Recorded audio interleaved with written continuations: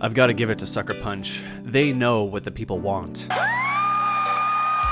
Throughout your 60-hour journey, you'll get to see more ass than a public toilet seat. Delectable derriere aside, what a game, guys. Visually breathtaking, mechanically robust, Ghost of Tsushima is a triumph. The story begins with a Mongol invasion, where Tsushima Island gets absolutely wrecked, son! You play as Jin Sakai, the sole surviving samurai defender. Jin is saved by a peasant thief who makes him question his Bushido code by showing him the virtues of guerrilla warfare. Dishonor on you! Dishonor on your cow! Jin is continually torn between his former code of honor and his new code of shanking Mongols in the neck before bravely running away. Strangely enough, your actions do not affect the narrative at all, which seems especially remiss coming from the developers of Infamous. But that's easy to forgive considering how strong the story is. It's a simple revenge plot that takes its time and is full of slow, contemplative moments. It's got emotional content. Avoid the English voice acting though. I've heard more convincing performances from Keanu Reeves. The Japanese dub is vastly superior, especially the guy who voices Jin. The only drawback is having to read subtitles during trailing missions. Am I the only one unable to multitask while reading? I'm retarded? Before I delve into the gameplay, let me pass it over to my friend, historian Craig, for a little historical context. Hey, Greg here from the Pacific War Channel. Thanks for having me, Toupaloops. So the year is 1274, and Kublai Khan, the 5th Khan of the Mongolian Empire, literally overseeing its greatest point in history, is going to invade Japan. I'm bigger than you, I'm higher in the food chain. Get in my belly! He sends 900 ships with a force of up to 30,000 men to attack Kyushu, but what lies between that, well, Tsushima Island. So the ruler of Tsushima, Sukekune, and 80 samurai ride out to defend Tsushima and are obliterated. Tsushima is quickly overwhelmed, and in a matter of days, the Mongolians easily take the island and sail on to attack Iki Island and Hakata Bay in Kyushu, where they were ultimately defeated by a kamikaze. No, not that kamikaze. The original term meaning divine wind, in reference to a typhoon of legendary proportions which destroyed the Mongolian fleet, forcing them to abandon the invasion. The Mongolians try again in 1281, this time with 3,500 ships and up to 140,000 men. They invaded and spanked Tsushima in a similar fashion, and then... Ah, shit. Here we go again. Die in another typhoon. Tsunami! The type of samurai depicted in Ghost of Tsushima existed, just not exactly in that era. You are fake news. They look to be more accurate to Tokugawa-era samurai, perhaps from the 1800s. The katana and wakizashi didn't really exist until the 14th century. What should have been in the game should have been a tachi, a longer, more curved precursor to the katana.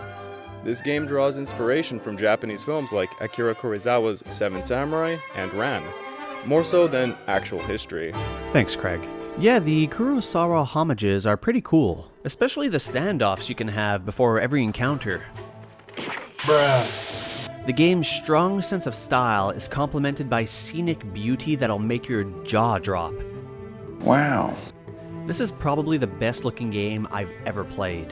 The golden sunsets, the fields of flowers, the leaves blowing in the wind, the bold, saturated colors are all a sight to behold. This some serious gourmet shit.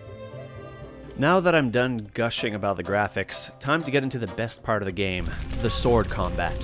You cycle through 4 different stances, each suited to counter specific enemy types. Each stance also comes with its own unique moves.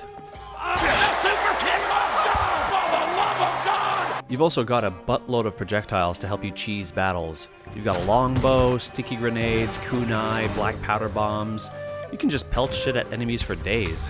With all the combat upgrades, the game truly does make you feel like a badass samurai killing machine.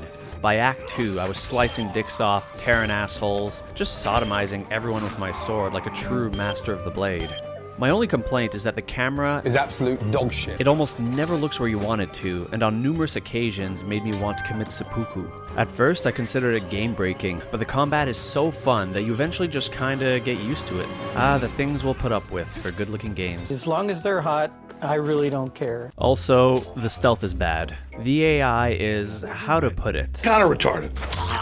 You can stab a Mongol right in front of his buddy and he'll just shrug his shoulders and blame it on the wind. Admittedly, I did cringe when I learned this is an open-world stealth action game with crafting and collectibles, aka self-abuse simulators for anyone with completionist tendencies. But the good news is that, unlike Assassin's Creed, this is actually fun. It doesn't suffer from sandbox bloat, and there are few markers and icons cluttering the screen, making exploration feel more organic. For instance, instead of a waypoint marker, you follow the wind.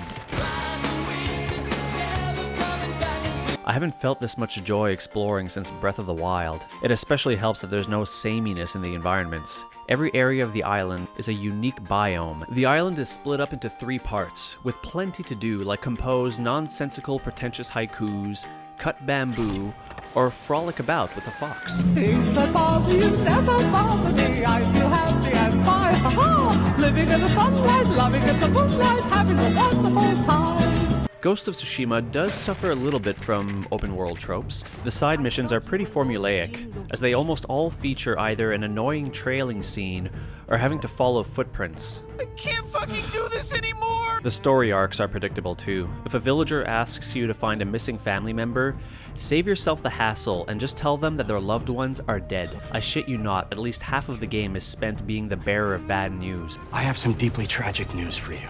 Speaking of which, my only beef with the story is that everything is so serious all the time. There's not a drop of lightness or humor to be found. Why so serious? Setting it up for the knee. Ghost of Tsushima gets a juicy 9.0. As you liberate the island and slowly grow your renown, you really do feel like a legend. It's got a fun world to get lost into, and there's a lot of downtime. I never felt in a rush, but rather savored all 60 hours of my time with the game, especially frolicking about with the fox. Living in the sunlight, loving in the moonlight, having a wonderful time. Check.